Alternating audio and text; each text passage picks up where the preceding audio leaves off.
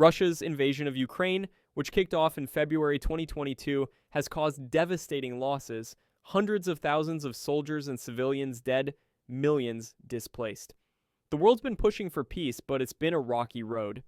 Ceasefires, like a 30-hour Easter truce in April 2025 and a 3-day one for Victory Day in May, have collapsed, with both sides accusing each other of violations. Now, the UK is taking a bold stand to break this cycle. May 12, 2025, UK Foreign Secretary David Lammy hosted critical talks in London with allies, sending a clear message to Putin: get serious about peace in Europe.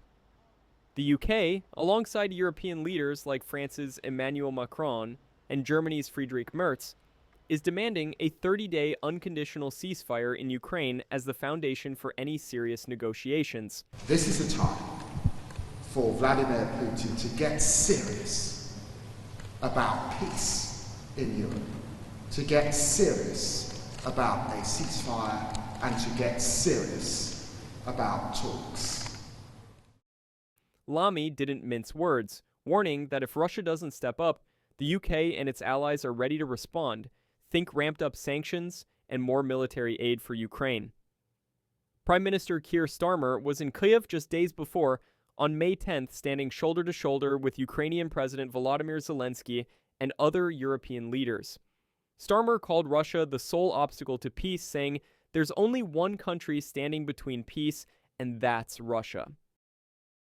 Willing, and remind ourselves that only one country started this illegal conflict, and that was Russia and Putin, and only one country stands in the way of resolving this peacefully, and that is Russia and Putin. And Vladimir. He pointed to global unity, with the US and Europe backing a plan to extend a VE Day pause, originally May 8th to 10th, into a full 30-day ceasefire. Starmer's message: Putin's got a chance to prove he's serious, but the clock's ticking. Now here's where it gets complicated. Putin's not exactly jumping on board. Instead of agreeing to the ceasefire, he proposed direct talks in Istanbul on May 15, 2025, without preconditions. He claims Russia's ready to negotiate to eliminate the root causes of the conflict, but he's dodged the ceasefire demand. This isn't new. Putin's rejected longer truces before, like a US-backed 30-day plan Ukraine agreed to in March.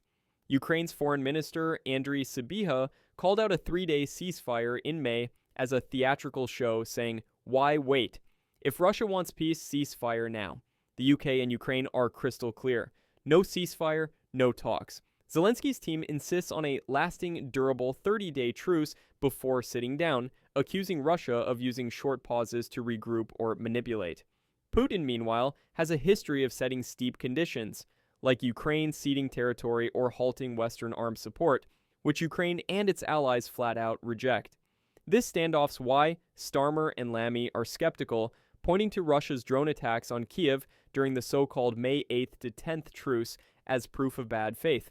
This isn't just about Ukraine and Russia, it's a global issue. US President Donald Trump's been pushing for peace, but his approach has zigzagged. On May 11th, he called Putin's Istanbul proposal a potentially great day, but also backed the 30-day ceasefire via his envoy, Keith Kellogg, who said, "Ceasefire first, then talks." Trump's warned of massive sanctions if Putin doesn't comply, but he's also pressed Zelensky to meet Putin in Turkey ASAP, creating some tension.